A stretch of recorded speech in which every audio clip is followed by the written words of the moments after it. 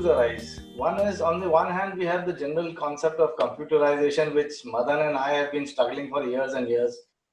And the other aspect is of making courts virtual in the sense of having video conferencing. Now, we have been advocating video conferencing of courts for a long time, but unfortunately, things have not moved in the right direction or in the right pace. What has happened because of this pandemic is we have been caught like rabbits in the headlight, and we don't know what to do. The entire system has come to a halt. Essentially, what has happened is that people have been denied access to justice.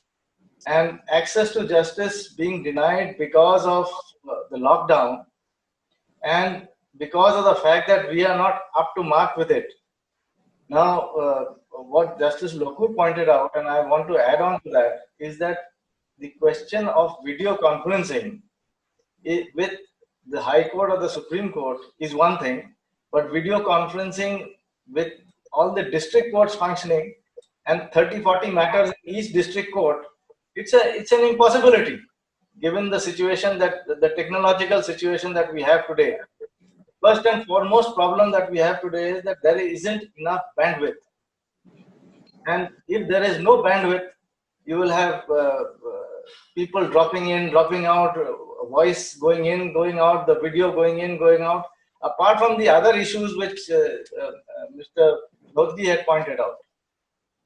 So the prime focus of any government should be to provide a secure bandwidth to the judiciary.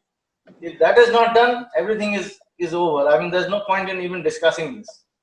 This bandwidth problem is a very serious problem. We had a demo yesterday with the Madhya Pradesh CPC using an adaptation of the open source Jitsi thing. Now, here's the calculus. For each participant, you need 1 Mbps. Now, if you've got a 50 Mbps line into your server, you have a maximum of 50 across all courts and all participants. That's ridiculous. This is not something that can work. And I asked, how is it that other platforms like Zoom or BlueJeans are able to manage with many more participants? And there is no answer to this. Yesterday, we were also told for the first time, and I do not know how reliable this is, that video is no longer being supported and is being taken off by its vendor. Again, I don't know whether this is true or not. They said there is no support for this.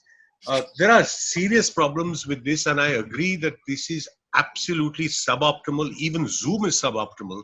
We are adapting our processes, our judicial processes, to the technology rather than the other way around. But insofar as video conferencing is concerned, there are technologies which are available. For example, we are now having a video conference on Zoom, but this is completely ill-suited for a court hearing. Then there is WebEx. These are all technologies, and answering Gautam's question, these are all technologies meant for corporate meetings and webinars, and these are not meant for court hearing. Now, in the Supreme Court, as you know, there are far more number of lawyers in a matter than, say, the High Court.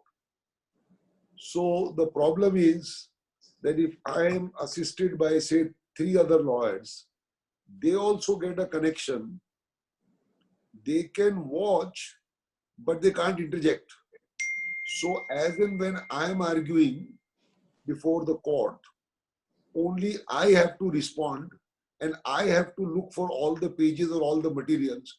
I do not have the assistance of a man sitting next to me with his files as I have with the Supreme Court. So the others are only kind of watching on the ring side. Also, when the hearing is going on, the control room will then say, yes, now item 1 is ready, I'll take you to the court. So he then transfers us to the chamber of the court, where 2 judges are sitting at some distance on one table. And the hearing commences. So the drawback is that I don't have any assistance of any lawyer. The Supreme Court files, as you know, run into several volumes.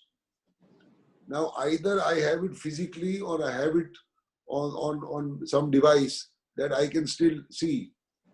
But I will have no assistance of any interjection or anything when the hearing is on.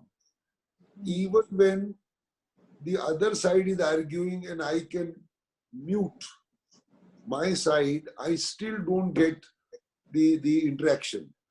So it's kind of, in that sense, it is unsatisfactory. It's completely unsatisfactory in that sense, unless there is a synchronization at least for some minutes. You know, one can say, all right, I take 1 minute off, then I can confer. That is not kind of possible. And in the Delhi High Court also, they use another site, another app called WebEx, which is kind of similar. The juniors can join, but same problem of interaction is not really there. And at times, there are obviously teething troubles. Sometimes I can't hear them, sometimes they can't see me. So this is kind of going on. But as you know, in the Supreme Court, the hearings generally last for a much shorter time. And especially in this scenario of COVID, you have bails or you have some interim stay, etc. So they last for about 1 to 5 minutes. So it's possible. But even the way the system is currently, it is not really possible to argue a larger or a longer matter. That's right. Much less a full appeal. I mean, otherwise, this is an ideal time that you can argue a murder appeal or a death penalty case, because otherwise they don't reach. So that's my experience.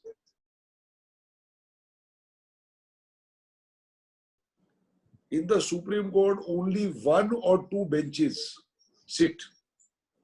And those benches have only some 15 matters each. Now, if all the other judges are available and the control room is in the Supreme Court, which takes you to the house of the judge or the chamber of the judge, why is it that all the courts cannot function with 15 matches each? And it is so difficult to get a matter listed in the Supreme Court and maybe in the High Court, that is well nigh impossible to get a hearing.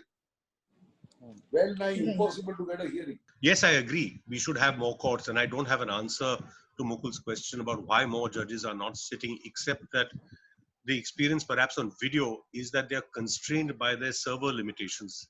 I've got the logs, and there's a constant server overload. And Monday's hearing in the Bombay High Court, where 5 judges were sitting, no judge, no court was able to log in. The entire system went down for 2.5 hours. They need to free up space, they need to free up bandwidth, and they are not able to handle this technically.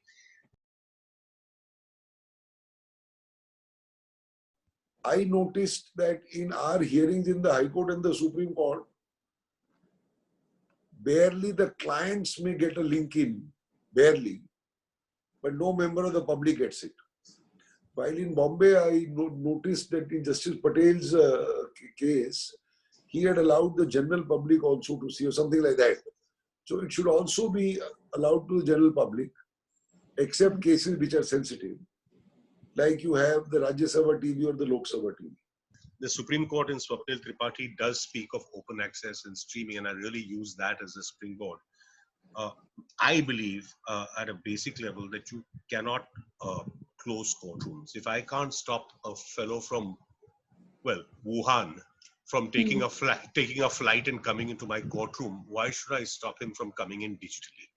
He's entitled to come in, to observe, to watch, as long as he doesn't interfere, as long as he doesn't illicitly record, all of which is actionable. I see no reason why he can't, and I cannot understand, well, I can, I don't think I want to say it, why many judges are reluctant to do this. Now, one of the problems that happens with the current video setup and letting people in one by one is that it is effectively an in-camera proceeding. And I believe that's not proper, and it's probably not lawful. It has to be open access. The doing of justice has to be visible. It's not a cloistered virtue. People must be able to see you doing that particular job. It's an essential part of it. That's my personal view.